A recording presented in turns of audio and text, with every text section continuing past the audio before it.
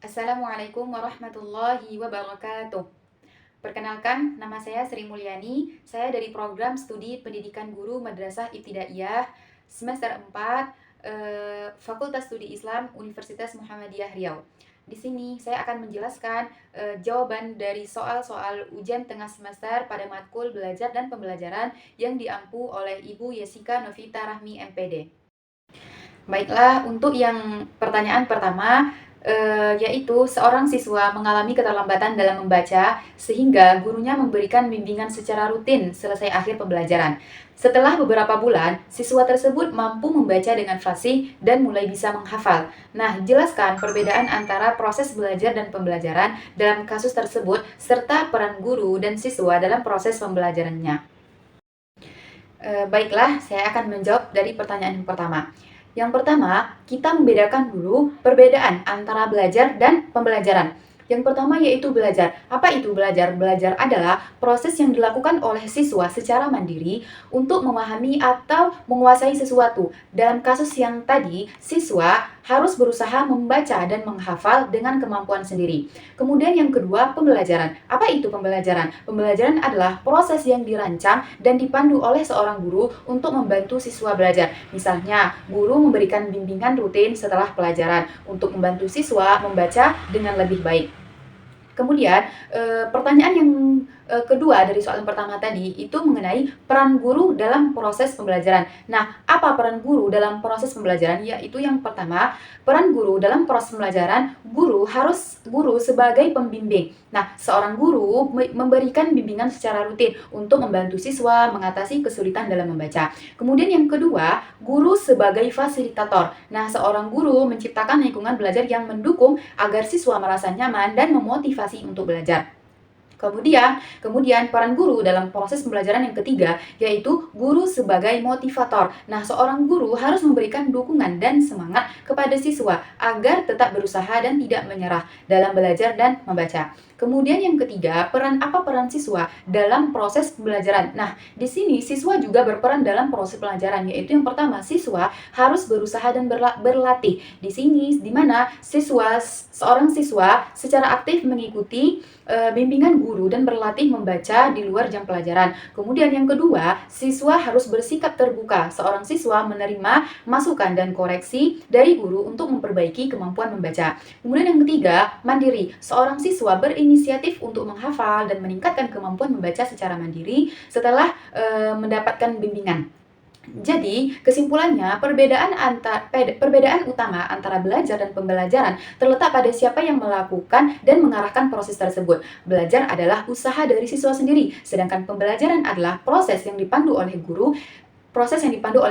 Dalam kasus ini, keberhasilan siswa dalam membaca dengan fasih adalah hasil dari kombinasi usaha antara siswa dan bimbingan dari seorang guru. Selanjutnya yaitu pertanyaan yang kedua. Dalam proses pembelajaran di sebuah kelas, guru menggunakan media visual, praktik langsung, diskusi kelompok, dan kuis interaktif dalam menyampaikan materi IPAS tentang sumber energi dan pemanfaatannya. Berdasarkan paparan di atas, identifikasilah jenis-jenis pembelajaran yang diterapkan oleh guru, serta jelaskan prinsip-prinsip pembelajaran yang tampak dalam proses tersebut. Lalu, jelaskan mengapa banyaknya metode ini penting dalam proses pembelajaran. Nah, jawabannya yaitu dalam proses pembelajaran IPAS tentang sumber energi dan pemanfaatannya, guru menggunakan berbagai metode seperti media visual, praktik langsung, diskusi kelompok, dan kuis interaktif. Di sini saya akan menjelaskan mengenai jenis-jenis pembelajaran yang diterapkan dan prinsip-prinsip yang tampak, kemudian pentingnya metode-metode pembelajaran ini. Nah, yang pertama yaitu saya akan menjelaskan apa saja jenis-jenis pembelajaran yang diterapkan oleh guru. Yang pertama yaitu jenis pembelajaran visual. Di sini, guru menggunakan gambar, video, dan diagram untuk membantu siswa memahami materi secara visual. Kemudian yang kedua, jenis pembelajaran praktik langsung, di mana siswa melakukan kegiatan langsung seperti eksperimen atau simulasi di sini, di mana untuk memahami konsep dengan pengalaman yang nyata. Kemudian yang ketiga, jenis pembelajaran diskusi kelompok. Nah, di mana siswa berdiskusi dalam kelompok kecil untuk bertukar pendapat dan memperdalam pembelajaran materi. Kemudian yang terakhir yaitu jenis pembelajarannya berupa interaktif melalui kuis. Nah, di sini guru menggunakan kuis berbasis teknologi yang memungkinkan siswa menjawab pertanyaan secara langsung dan mendapatkan umpan balik secara instan. Kemudian yang kedua, apa saja prinsip-prinsip pembelajaran yang tampak dari pertanyaan tadi? Yang pertama yaitu prinsipnya pembelajaran aktif, di mana siswa terlibat langsung dalam proses pembelajaran melalui diskusi, praktik, dan kuis, bukan hanya mendengarkan penjelasan dari guru di dalam kelas. Kemudian yang kedua, prinsip pembelajarannya itu kooperatif. Nah, di mana siswa bekerja dalam kelompok, berbagi ide, dan memecahkan masalah bersama. Pembelajaran ini berpusat pada siswa, di mana siswa menjadi pusat dari proses pembelajaran dan guru sebagai fasilitator untuk membimbing dan mendukung. Kemudian prinsip yang ketiga yaitu pembelajaran kontekstual. Nah, materi yang dipelajari relevan atau bebas dengan kehidupan sehari-hari siswa, sehingga lebih mudah dipahami dan diaplikasikan oleh siswa dalam kehidupan sehari-hari. Kemudian yang ketiga, pembelajaran inquiry, di mana siswa didorong untuk mencari ide dan menemukan informasi sendiri, mengembangkan rasa ingin tahu dan keterampilan berpikir kritis. Kemudian yang terakhir yaitu prinsip pembelajaran yang berpusat pada siswa, di mana siswa menjadi pusat dari proses pembelajaran dan guru sebagai fasilitator yang membimbing dan mendukung. Nah, mengapa pentingnya variasi metode dalam pembelajaran? Karena ini sangat penting, di mana dengan banyaknya variasi metode pembelajaran itu bisa menciptakan suasana belajar yang menarik dan efektif dengan menggunakan berbagai pendekatan seperti ceramah, diskusi, praktik langsung, dan kuis interaktif, di mana guru dapat menyesuaikan pembelajaran dengan kebutuhan dan gaya belajar siswa yang diinginkan. Hal ini bisa membantu meningkatkan perhatian, motivasi, pemahaman siswa terhadap materi yang ingin disampaikan. Selain itu, variasi metode ini juga bisa mencegah kebosanan siswa, kemudian mendorong partisipasi aktif dan mengembangkan keterampilan berpikir kritis serta kerjasama. Dengan demikian, penerapan berbagai metode pembelajaran mendukung tercapainya tujuan pembelajaran. Pertanyaan ketiga, guru memberikan hadiah kepada siswa ketika dapat menjawab pertanyaan dengan benar. Sedangkan di kelas lain, guru menggunakan peta konsep guna membantu siswa memahami jenis-jenis alat indera manusia. Jelaskan perbandingan pendekatan behaviorisme dan kognitivisme berdasarkan dua kasus tersebut, serta bagaimana masing-masing teori menjelaskan proses perubahan perilaku atau pemahaman siswa. Nah, jawabannya itu yang pertama, perbandingan pendekatan behaviorisme dan kognitivisme. Yang pertama yaitu pendekatan behaviorisme, di mana kasusnya yaitu guru memberikan hadiah kepada siswa yang menjawab pertanyaan dengan benar.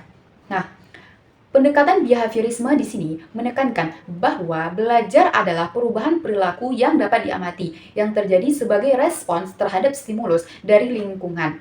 Dalam kasus ini, guru memberikan hadiah sebagai bentuk penguatan positif untuk mendorong siswa menjawab pertanyaan dengan benar.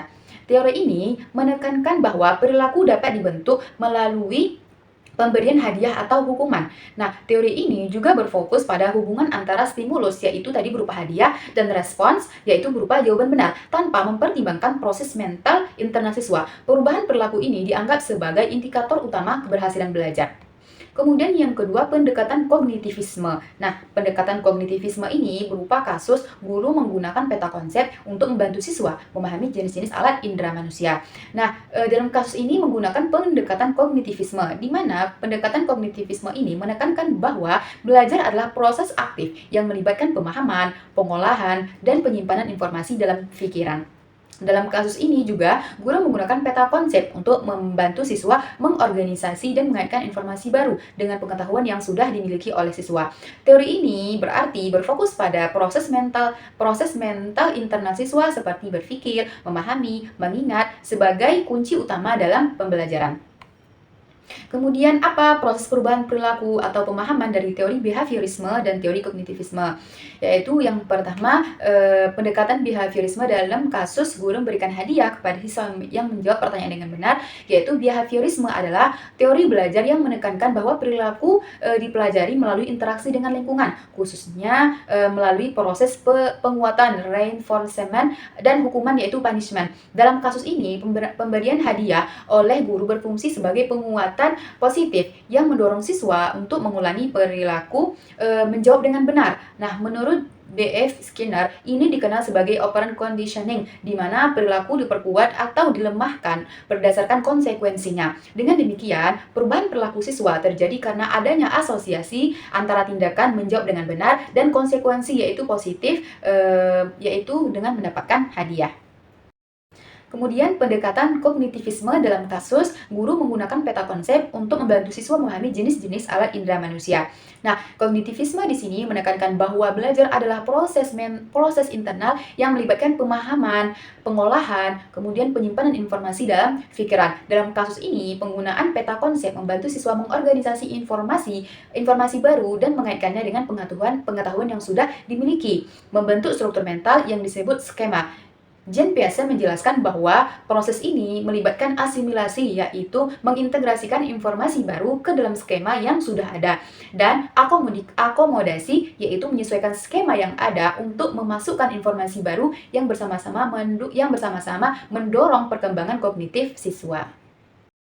Yang terakhir, pertanyaan yang keempat, yaitu seorang guru mendorong siswa untuk mengemukakan pendapat tentang beberapa isu di sosial dan mengajak siswa membuat proyek sosial bersama sebagai bentuk pengamalan nilai Pancasila. Jelaskanlah bagaimana pendekatan humanistik dan konstruktivisme tercermin dalam kasus tersebut, serta bagaimana dampak positif dari penerapan kedua pendekatan tersebut terhadap pengembangan karakter dan pemikiran kritis siswa. Nah, jawabannya yaitu, dalam kasus seorang guru yang mendorong siswa untuk mengemukakan pendapat tentang isu sosial dan mengajak mereka membuat proyek sosial sebagai bentuk pengamalan nilai Pancasila, terlihat penerapan pendekatan humanistik dan konstruktivisme dalam pembelajaran. Yaitu yang pertama, pendekatan humanistik. Pendekatan humanistik merupakan siswa sebagai pusat pembelajaran, di mana siswa dengan fokus pada pengembangan potensi diri, empati, dan nilai-nilai kemanusiaan. Dalam konteks ini, guru berperan sebagai fasilitator yang menciptakan lingkungan belajar yang mendukung, menghargai pendapat siswa, mendorong mereka untuk berpartisipasi aktif, dengan memberikan kesempatan kepada siswa untuk mengemukakan pendapat dan terlibat dalam proyek sosial.